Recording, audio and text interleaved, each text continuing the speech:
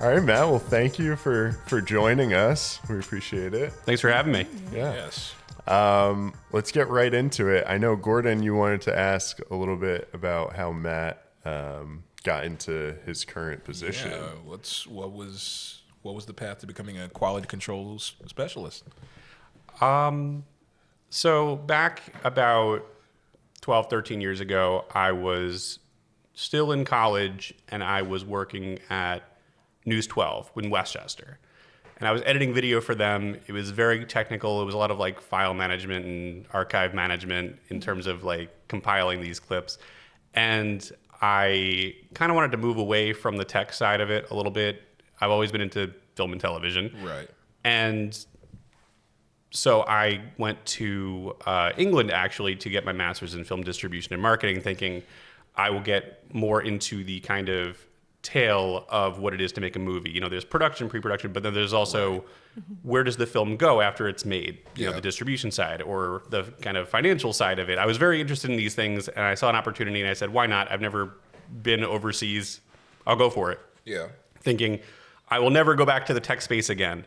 And then I get back from this master's program, and I'm immediately back in the tech space. And that's, I love it. I mean, it's very analytical, but it's also... It's different, but that perspective of doing distribution gave me it gave me an idea of what else you can do in this industry in terms of like when a TV show is complete, right? How do you get it from the hands of the creators and the producers to where it's eventually going to end up on streaming, where a movie's going to end up in theaters?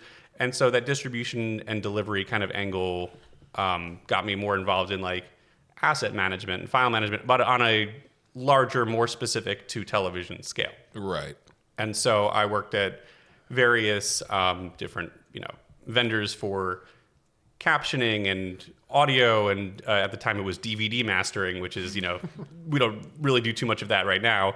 But and then I worked my way into quality control, kind of a little bit by accident, because I was working in metadata for a company, and while I was doing that, they would have, oh, Matt, the quality control engineer is out sick today. Can you do a little bit of, auxiliary quality control for us? And I said, sure, no problem. I can tell you. It was mostly shows that were like that's how it is. 100% done, probably have no issues with them, Yeah. just need a pair of eyes on them. Right. And so that's where I began doing quality control, and then that got me into my current position, because I had the experience doing it, and then it became much more ingrained into like the actual processes of what I was doing as a quality control evaluator, and then worked my way up to a processor from there. Nice. Can you let our listeners know what quality control is? Sure. Perfect. Yeah, definitely. So imagine a bridge between production and the platform that a television show will eventually end up on. We are the gatekeepers of that bridge. So a show will come in and it will be picture locked, essentially. It will be more or less finished in terms of visual effects, color grading, audio mix, all of that, with a couple exceptions. And it will be airing in some shows air a few weeks later, some shows air a whole year later, but they will be airing in the near future, most likely. Right.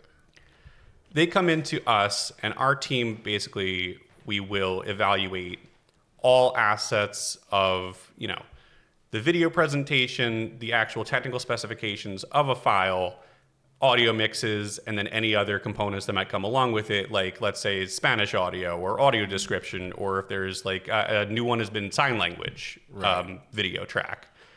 And we will analyze all of that. And a good example would be like, you see in a show, someone is walking past a storefront, and you see in the reflection there's a guy holding a boom mic, right? Obviously, that is something that you want to remove from the equation outside of the kind of technical specifications that might not meet the standards of the platform. Right.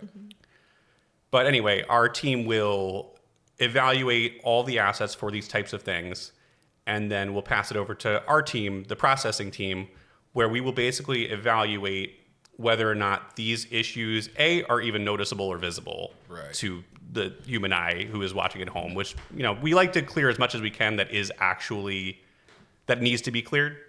But again, some exceptions can be made in terms of like, if the show is airing tomorrow, is this one thing going to move the needle? Maybe, maybe not. But anyway, we will look at all of these different discrepancies and determine, is it worth pushing it back to production to say, hey, can you fix this? And we can implement a fix. Yeah. And then from there, once we have said, okay, everything is where it needs to be, everything looks good, all the fixes have been implemented properly, now we can push it along to platform. Right. Yeah. It's funny. I worked at this place called Prime Focus Technologies. Yes. And I was an intern, and there was some quality control work that went into that as well, or alongside of what I did as well. But I did like a lot, like capturing like a VHS tapes. Yeah, we used to work with digibetas, like as not my current job, but a few jobs ago. Nice. Yeah. What is a digibeta? So like Betamax. Okay. It's like kind of like a cousin okay. of that. I gotcha. Yeah. Okay. Very cool. What is like your average workday look like for you? For me personally, we take in any programs that have been evaluated and just kind of sorting through those, implementing any fixes that might come in. Sometimes a fix will come in and they'll say, it's only 1 or 2 fixes, and we'll actually implement it onto the original file ourselves. Sometimes there'll be like, oh, we need to fix 100 VFX shots, and we're like, okay, we're not going to fix all of those right now. If you could send us a redelivered file, and then we would rescreen it with our evaluation team. So do a lot of people on your team, do they have like VFX or any post-production like experience? Does that help? It's kind of mixed. A lot of people have very similar backgrounds to me, where like they have dabbled in maybe a little bit of post-production. Like I had used Final Cut extensively when I worked at News 12, and so because of that, I was able to kind of take those nonlinear editing skills and apply them to the kind of work that I do. But I would say generally, people come from all over, right? Like if you can do the job, you can do the job. Right. But I would say a decent amount come from a kind of like video tech or file delivery, asset management, or editing background to some degree. They have the skills. Right. That makes sense. Something you briefly touched on, like how you taken skills from working on Final Cut at News 12, you taking that over to your quality control work. Is there anything that taken over from your quality control work that has affected your editing on other projects, or is it like a creative? I don't do a lot of editing on a quote unquote semi-professional level as like a hobby too much anymore. Yeah. But one thing that I did actually, it kind of seeped into my brain a little bit, was not that long ago, I found this treasure trove of 8mm film. Nice. From my family. It was like unopened. No snuff films No, in there, right? not that I found yet. But it was this 8mm film, some of which had never been opened. Like it had been developed by the lab. I guess it was like Kodak or something had developed it, but it had never been opened by my family. And I was like, wow, what a cool thing. So cool. Nice. And it was like in pretty good condition. I bought myself like a pretty low end prosumer like conversion kit. Okay. Yeah. And when I was putting all of this footage together, I was like, I really could like, if I wanted to make a little project for myself, I could really sit and like, not color grade because all it's black and white for the most part. There's some color film mixed in there. How old are these Clean it up a little. 8mm? I think the reels? oldest one that I found was from like 1959. Wow. And this is like my grandfather's cool. father Wow. who Nice. filmed this That's stuff. so cool. And it's all like family home Yeah, movie exactly. stuff. Nobody that, other than my grandfather, of course, nobody that I've personally met in my lifetime. But it was just cool to see That's like really cool. Yeah. this intergenerational Yeah. kind of like love for shooting on film and compiling a kind of history through film. That's really cool. And so, my quality control kind of editing brain was like, what if I made it a project to color correct and stabilize and actually like make Clean this like this cleaned up. up, Yeah. kind of like how you would restore like a movie. Yeah. And I guess that's, kind of answered the question of like where, these skills that you build in your career, how do you bring them home with you? Right. And, just an interest in that. Yeah. Do you have any plans to do that, or was this kind of like a passing thought? More passing Okay. than current, but it's still on my mind. I have compiled most of it. I've finally digitized all of it. Wow. And I've shown it to family, and they're all like blown away by That's it. They're so like, oh my cool. God, I know all these people, but they're Wow. like 20 years old here. Yeah. Like, Yeah. and Wow. Yeah, hopefully in the future I'll have some time to sit and reckon with it a little bit more. That makes me really want to go cool. home and crack open the family album. I know, Yeah, seriously, honestly. yeah. Oh, don't even get me started about the number of slides that I found, like actual photo slides. That would take a lifetime and a half to digitize, but one day. Or I'll dump them at a Photoshop and they'll do it for me or something. Yeah. It's funny. My mother used to like do recorded interviews with family members, Oh, wow. and she has it somewhere in the house. I'd have to ask her, but yeah, it's some tape recorder. That's so cool. You should definitely try to find I that. gotta look into it. That's something I've always wanted to do with my family. yeah. Yeah, I actually just saw, I went to a film festival in Harlem, and it was all about immigrant stories from the Dominican Republic and from Haiti. And a lot of them were like people interviewing friends and family. And like, afterwards, a few of the filmmakers were talking, they were like just saying like how awesome it was because like they're not going to like sit down and just like have a multi-hour conversation about like generational stories. Right. And so it gives them like a good excuse to like get this information. Right. It's always good to like archive that information as well too. Yeah. And it's definitely like historical thing. Speaking of which, when it comes to quality control, do you guys also focus on restoration and archival of programming? Not necessarily our department. I mean, we do try to keep, physical is not the right word here, but like, we try to keep the files and the them backed up on other, more physical copies as well. Our team is not very responsible for that, but we do have a handle on like, I don't remember what they call them, but there's like these like kind of tapes that kind of like digibetas that we do keep records of to some degree. But a lot of the archival, I think, goes a little bit above our heads. Gotcha. Are you the oldest recorded mediums they have? Is it like Super 8 or like 16 mil or what have you? I'm guessing. I mean, I can only imagine what's inside of the Warner archives, right? Right. Right. Yeah. I can ask the next. You're a board member for the Bronx Independent Cinema Center. Could you talk a little bit about how you first got involved? And Yeah, totally. Yeah. I mean, I'd heard about this project from the BICC's founder, Greg Hernandez, who was very, very heavily involved in this show. Very heavily. And he had pitched the idea to me, and I thought, wow, I mean, to hear that the Bronx is, I think the phrase was a cinema desert, right? Yeah. To hear that, I was just like so heartbroken because I am someone who was very blessed and lucky to be in New York, where you can view so many great films compared to some of the flyover states who sometimes don't even get these movies. Right. Sure. But also to have an independent cinema that I used to go to called the Cinema Arts Center in Huntington, that was this like hugely foundational place for me as a budding cinephile. Yeah. And so to hear, oh, this is a plan to bring that style of cinema to the Bronx. I mean, one of the great metrics of a community's health, in my opinion, is through the arts. Yeah. Totally. Yeah. Its connection to the arts. And so to hear that this could bring cinema, independent, but also any kind of, film movement to the Bronx, I thought was amazing. And at the same time, the idea that I had in my head was also, not only could this be a space, 4 walls with a screen that you can view community film, independent film, maybe even to some degree, modern studio films, but also repertory screenings. Right. Not only that, but also this could be an incubator for filmmakers who watch these movies and say, how do I get the idea from my brain onto that screen? Yeah, totally. And so I loved the idea of like, having had this background of going to school for distribution and marketing, which is what is the tail of a movie. Once you release it, it still has to exist and go somewhere and be relevant and remain relevant. Yeah.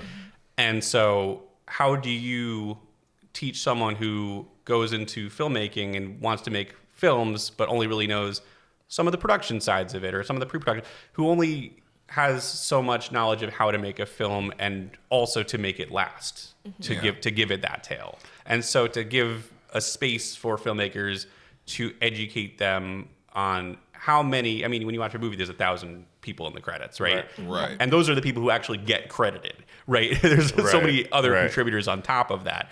How do you what is the purpose of every one of those people and how do they contribute to the overall kind of end result of a film and beyond.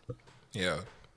I love that. That's a great answer. I think Totally. the workforce development part gets overlooked a lot in our mission, but that's like a huge part of it. That is Right. absolutely in terms of kind of like educating people, especially young people, about this field and about the different departments and aspects of this field is really important. Right. For sure. Speaking of which, I do want to touch base on something that you mentioned about the Cinema Arts Center in Huntington. What was your experience like being being involved as like a person that goes to that? What kind of films did you see there and your experience with that? So I started going there. I actually remember the first time I went there, I saw March of the Penguins. It was like 2005.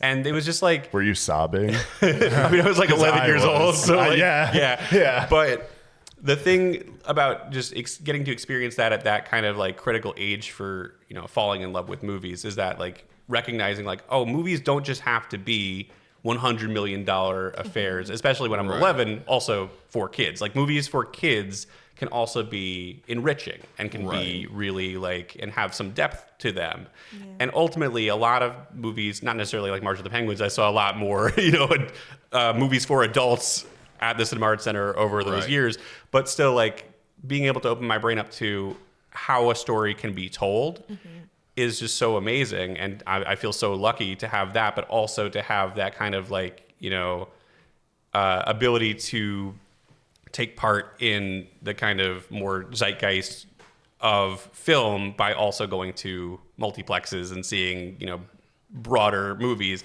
So it just it gives you, as someone who loves film but also wants to be involved in film, it just gives you so many more colors on your easel. Yeah. Yeah, I agree 100%. I had a small independent cinema near my house growing up, and one of the first experiences for me was at a similar age. I was probably like 11 or 12, and my uncle took me to see Moonrise Kingdom by Wes Anderson. I actually saw that at the Cinema Arts Center. Oh, cool, yeah. Nice, So nice. and like I was around the same age as like those characters, and like it just like totally like opened my eyes. Like it was probably one of the first kind of like artsy fartsy kind of movies that I'd ever seen. So I was like, wow, this is cool. So yeah, no, it's super important because like, you have access to those multiplexes, but it's also important to see the other side of film. I mean, every movie's a miracle, right? Like if you can put it together and make it work I can't even think of a handful of movies that are not we're not worth making, Right. There's every movie has so much craft in it that like if you can appreciate it on all those levels, it's just mind blowing what can be done by people coming together to tell a story. I see that movie passion bubbling up. Any favorites? Any films you've seen recently you love? Any favorites of the year? So favorites of the year, my favorite of the year so far is One Battle After Another. It totally blew my mind, that movie. I loved it. Yeah. In terms of just movies I've watched recently, this episode I understand is dropping around Halloween. So I've been watching a lot of horror movies as I normally do around Halloween. The two big ones for me, well, it's more than two. I watched through all of the Nightmare on Elm Street movies, most of which for the first time, and they're just the level of craft in those movies is unbelievable. It's just between like the effects work, like what they got away with in the 80s, and it still looks pretty good because it's practical. It's amazing. The other one, when I had my son last year, there were a lot of movies that I didn't get to go out and go see. And so I've been trying to do a little bit of catch up. And so I was like, why don't I kill two birds with one stone? It's Halloween, but also I missed this movie last year, was Smile 2. And I didn't love the first one, but the second one, the craft in it is amazing. Yeah, it's just like very well put together. And also like, it's a great escalation of the premise in a way that like he clearly got a bigger budget to make this movie. And so he really pulled out every trick he possibly could. Cause it's like, you don't get to make studio movies all the time as a filmmaker. I mean, those two movies are his first movies, feature films for a studio. And just like the level of craft to tell like a very deeply scary, I mean, movies don't really scare me, like horror movies. And that movie, I was like it got a little under my skin and I was like, whoa, this is heavy. It's funny about that film. I was in the theater and I was just expecting they're going to throw like one of those like quick like inserts, like the moment with the jaw. I had the instinct to turn away before it happened. I was like, because I hadn't even seen it. It was like, oh yeah, Okay, I was right. The amount, I mean, you should give the like focus pullers on that movie an Oscar, I feel like, because like the amount of just camera trickery you have just like in a conversation. I mean, 99 times out of 100 when you're making a movie, you're going to do shot reverse shot. And just this film, like it's always moving between different setups, and it's just very like, I mean, it's wild to draw a comparison to Steven Spielberg, but it's very much like how you can make you can frame so many different shots within one take. Yeah. It's just very cool. Yeah. It's funny because like with that film, I kept like thinking like Kubrick at times, like The Shining. Definitely. Also, he said Perfect Blue was a huge influence, which Yes. I could see that. That's the anime film. Yeah. Right? I still need to see that. I rewatched it in the theater recently. It's terrific. Oh, that's cool. Wait, was that like Regal doing their everyday Halloween, or was that a different? It was the AMC. Oh, AMC okay. like See, okay. this isn't a part of the same series, but every week this month, like every Wednesday, they'll show a different horror movie. Yeah, I they love did that. Candyman, they did Scream, they did Friday the 13th. Scream is an all-time favorite. Yeah. I watch that every Halloween. Yes, you Love got to. Scream. Yeah. There's a few like that are just like must rewatch. To Like, rewatch, yeah. Yeah. Yeah. Nice. Yeah.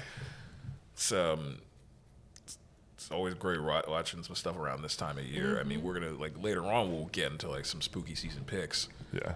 But yeah, like you're by the way, is it too early to ask this? Your Letterboxd? No. Oh, no, yeah, sure. I have to double check just to make sure I'm giving you the right info here, but I think my Letterboxd handle is GREENB3RG. So it's my last name, but with 3 in it instead. Nice. Yes. What are your 4 favorites on there? Oh my God. What are my? If you have them? If I can remember them off the top of my head, Scream is one of them. Okay. I think right now it is, I'm going to mess this up. Almost Famous, Die Hard, Scream, and Superbad. Okay. Good. I Which are like my it. four. Yeah, Nice, I love nice. it. Do they change a lot for you? Yes, or, I okay. mean, I'm constantly, those I would say for me are like top 10 to 20, right? Okay. And I'll just like kind Yeah. of swap them out. I mean, the Almost Famous and Die Hard, I think, are going to probably stay They're there always- forever. I got But you. the other two I like to swap out, maybe seasonally or just like when I'm kind of in the mood. There was a while where like by accident I was watching Superbad every October. Superbad is hilarious. I want to see one of Greg Mottola's others, Adventureland. I've heard That's a good movie. terrific. Oh, yeah. I watched it That on a was the plane one not that's that long based ago. on the Long Island, theme park. Yeah, in right? Farmingdale. Oh, yeah. Yeah. I think he used to work there, and Very that cool. inspired the movie. It's a good movie. That's very Nice. cool. Yeah, I got to switch out my 4 favorites. I mean, like they've stayed the same. Like I want to do like this sort of like revolving like door. Like the 4 faves, I like top. They should definitely be like in the top 10 or so. Like Strangelove, Pulp Fiction, Taxi Driver, and The Graduate. But Those are bangers. Yeah. I guess those are like your all-time favorites. Yeah, But do then you- every once in a while, you switch them out. Because I have like this dense list of like 200 all timers, but like Yeah. I think I want to do that like revolve. Yeah. For a while, I was doing like, what were my favorites of the last 4 years? But then I kept switching them out when I'd see a movie that I thought was better. I was like, this is not worth my That's gonna time. change a lot. Yeah. Right. What about you, Bernie? Oh, I'm in terms of kind of like 4 favorites. I always have, I think, the same, because I think I have like a top 5 or a top 10 that always is the same with my ultimate favorite movies. So my 4 is The Wizard of Oz, Forrest Gump. It's a hard question. I have to go back. The Wizard of Oz, I watched that like a couple weeks ago for the first time since like video, and that movie's amazing. so good. I mean, like, Yeah, there's nothing what? you can Classic. say further Yeah, about like, it. It's yeah. just like undeniably Yeah. classic. That's why Like, it's always on the list. Yes. Like it has to be. Yeah. And it's funny. Yeah. yeah. So good. And then Forrest Gump. And then I think I put Fame. Okay. And I put the 4th one. I still got to watch Fame. Yeah, I haven't Yes, you seen do. Fame either. Gotta It's see it's it. really good. That's a blind spot for me too. That's Alan Parker, right? Yes. Yes. Yeah. We Okay. actually, when I was at my master's program, we put on a screening of The Commitments, and we got his blessing to actually do the screening. We got a quote from him, and it was like the only correspondence I ever had with him. But it was just kind of cool to be like, oh, I have Alan Parker's email address. That's Yeah. kind of cool. So cool. For real. That's so cool. I mean, I think especially if you live in New York City, that's definitely one of those must-watch kind of movies because it's really a Yeah. great what I love about it is that it's a great representation of what kind of like being young and youthful in New York is about. Especially if you are into the arts, because it's basically about LaGuardia high school. That's right. It's about Fame High School. It's like, yeah. And it became a TV show. That makes sense. Yeah, and the TV show It's all as clicking well, now too. for me up here. And then the fourth one, I think I forgot the fourth one, but I guess that's the one that might be revolving. But I'm more of like Is when it Dog Day? No, but that's definitely like one of the, because I really like the writing and the improvisation in that movie. So good. That's worth a rewatch for me. I haven't yeah, watched that so since I that's was always like first starting to watch movies. And when you're like 14 watching these movies, you're kind of just like checking off a list. Really, Yes. like you're not really Yes. soaking it in too much. So that's definitely worth a rewatch for me. Yeah. I saw that for the first time like back in August. I'm like, this is terrific. Yeah. Same. Yeah. Similar time. Yeah. Lou Matt. Yeah. Got his And- book right there. Yeah, that's true. Yep. And I think I'm just like mainly like I've gone back to using the Letterboxd recently. I think I'm more of like a list person. I like Love a Love list. lists. Love a curating the list. list. Yeah. See, I'm so So deeply that's the nerdy thing. that like I used to have, there was a website called DVD Aficionado Okay. where my DVD collection I would like put on there. So if I ever lent out a movie to someone, I could move it off the main That's list and so onto funny. a lent list or whatever. And so I had this list. I would put all the movies that I watched in a given, let's say like 5-year span onto a list. And so when Letterboxd came around, I think this was like 2014, I signed up for Letterboxd, which is Wow. like, now when you think about it, that's just crazy. Jeez, like that's yeah, forever that's and a day insane. ago. Yeah. And I went through all these lists and just like plugged them all into Letterboxd, and I've just been like very, very obsessively logging and listing and all that kind of stuff on there since. And it's pretty much like the only social media that I use now. Same. How many films, like roughly, do you have logged on there? Like I mean, they 10,000? also like you can log like TV shows and like True, true. short films. Yeah. I think last I checked, it was like 2,800. oh wow. And I see some people with like 5,400. Yeah. It's like, oh, I watched 275 movies this year. I'm like, no, you didn't. Were you awake for half of them? Like, there's no way. I think I'm at like 77 this year, and even that's like a stretch. Yeah. I watch a lot of movies, but to be fair, a good amount of the movies I log are like stuff we're screening. So it's Sure, like, yeah, that helps. Yeah, Yeah. definitely helps. Yeah, man. You're watching Uptown Films, so keep watching films Uptown. Hey there, I'm Nicole Tay, and you're watching Uptown Films. Hi, my name is Sean Senavrotny, and you are listening to the Uptown Films Podcast. Hi, this is Alvaro Franco, and keep making films Uptown, and please keep showing Uptown some love. Hi, my name is Zayn Lindsay, and you're watching Uptown Films. Hey, this is Christopher Hall. Thanks so much for listening to the Uptown Films podcast. Listen, this is. Two questions I want to ask. Could you plug Binghamton University Cinema Department, and how did that affect your development as a filmmaker or film lover? Yeah, sure. You want me to jump into it, or? Binghamton. Binghamton, talk about it, Matt. Yeah, sure. I mean, Binghamton, right? So the Binghamton Cinema Department is very experimental, but there's a lot of film theory as well. And I mean, I'd always loved film theory, but it really like putting it with the actual literature was very helpful for me in terms of understanding a film beyond necessarily just how it is made. It's like why it is made a certain way, why is it edited a certain way. I mean, I wrote a paper for a much later film theory class on suture theory and the idea of like the events of a film still exist outside of the shot of the film, you know, right? Because you're creating a space for these characters to live in.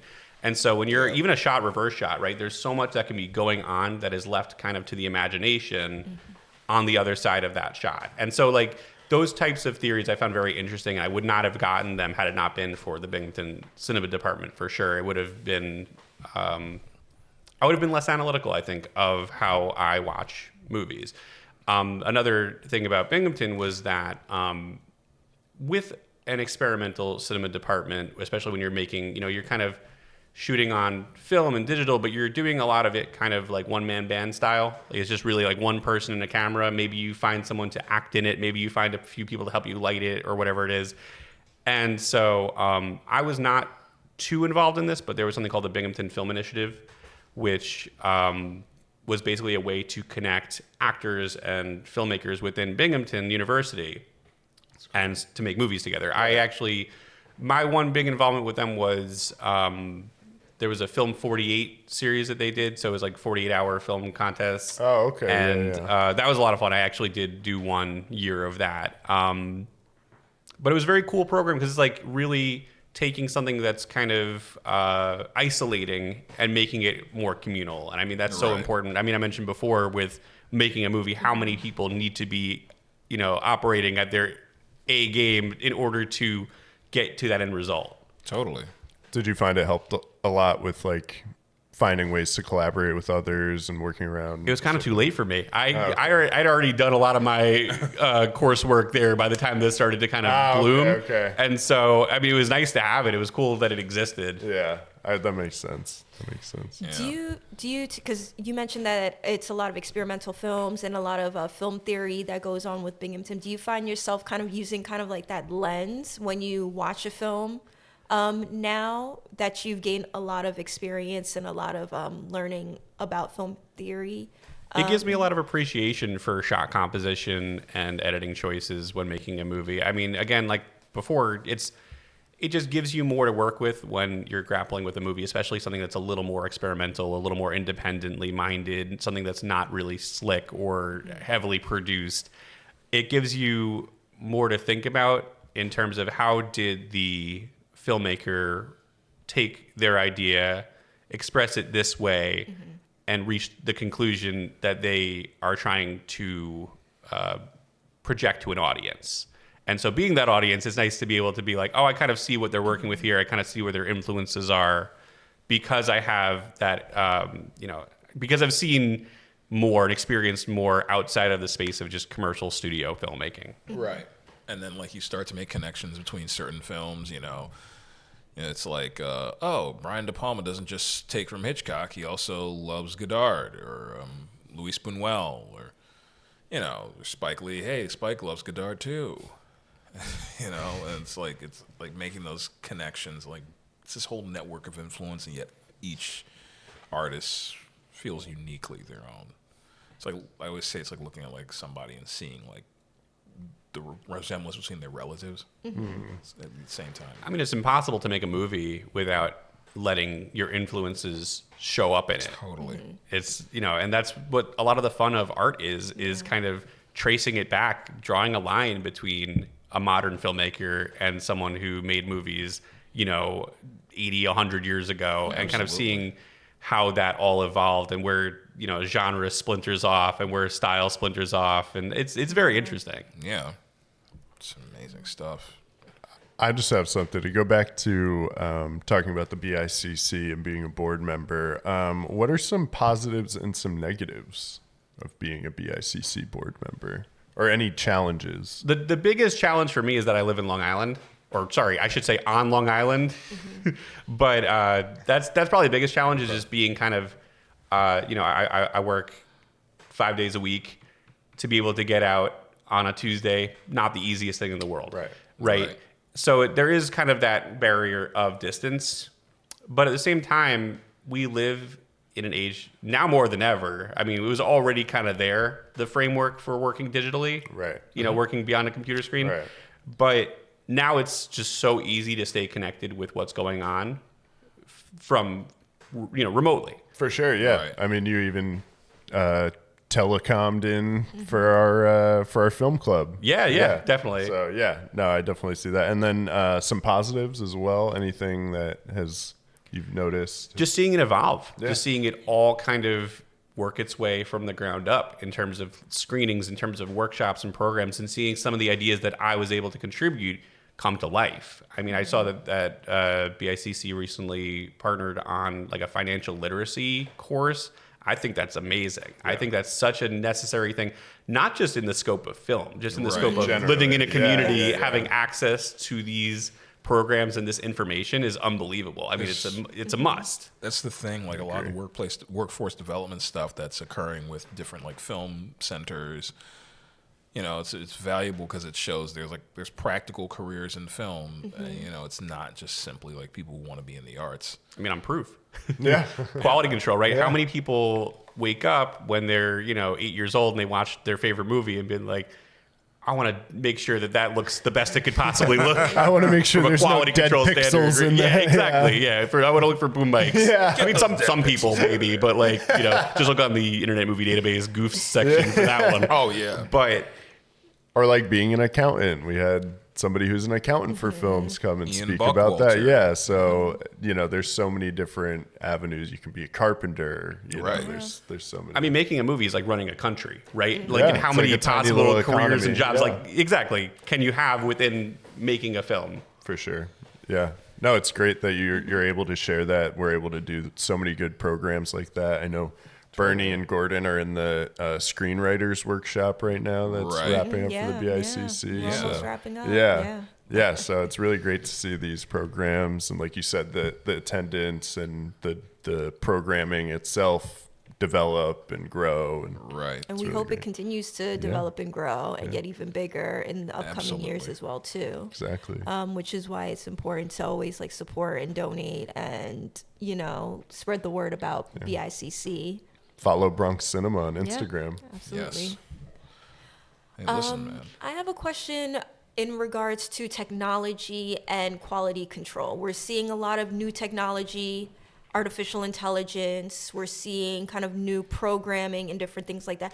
How do you feel about the technology, and how do you think it can be beneficial or be challenging for a person that's involved in quality control? Sure. I mean, AI is definitely on everyone's minds. Yes. It's definitely Right. something that everyone is at least passively interested in seeing how it plays out. On my personal experience with it, very limited. But I think the biggest possibility that it opens up is just saving time and automating small tasks, right?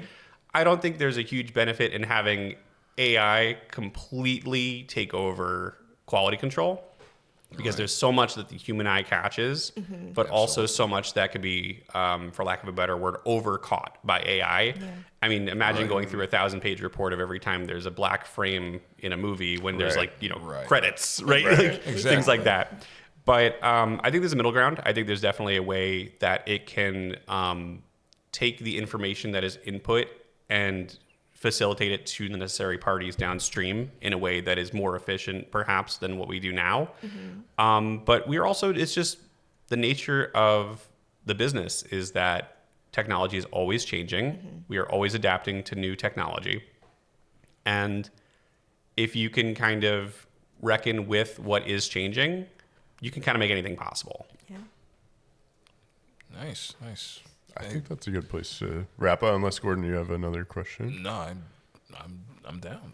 We just plug your podcast. Yeah. Yeah, Please sure, let of us course. know. Yeah, let's. Totally. So I am part of a podcast called 2,000 Frames Per Second.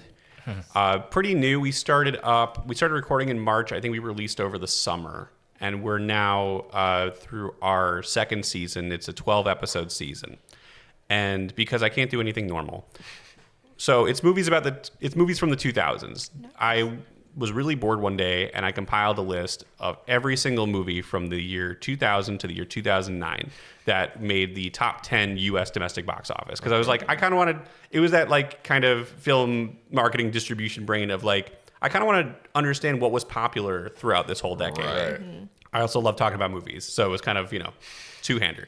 Right. But I compiled this list of movies, and if I was going to do a podcast on it, it would be absolutely ridiculous to do them in order, right? Yeah. You would be talking about absolute garbage for, for weeks on end. Right. So I thought what was more fun was to gamify it by making 32 films at random and whittle them down to 8. And then of the remaining ones, each host would pick a movie off of that discard list. And so we ended up doing that. We're now on our second season of doing that. So one episode is what we call a bracket episode, where we basically just kind of go through and select the movies, and we do it democratically, 2/3 vote. And then the rest of the season is one at a time of talking about the movies themselves. It has been really fun. I just love talking about movies with my friends. One of my co-hosts, Cash, we go way back in terms of college radio. And then my other co-host, Kate, I've known even longer. I've known since we were in middle school. Oh, Nice. And That's awesome. it's just great to like, also something I've always loved about my friends is being able to kind of put everyone in the same room and we all have something to talk about. In this case, it's movies. Yeah. And so I've just had a really great time making this show, and I hope people enjoy it. I love that. And it's available on YouTube, So Spotify. we are audio only at the moment Okay. because we're all remote. It's just easier than just Right. recording a flat screen of us all, talking in 2D. Yeah. We're on Spotify and Apple Podcasts right now. So Awesome. definitely check out Matt Greenberg's podcast. Yeah. Thank you. 2,000 frames a second. Per second. Per second. Per second. Per second. Got it. Awesome. Well, thank you again, Matt, for coming by and man. for your work. Thank on you all the for having me. I VICC. love to talk about movies, love to talk about what I do. It's awesome, Great man. conversation. Thank you so much. Yes. Thank you.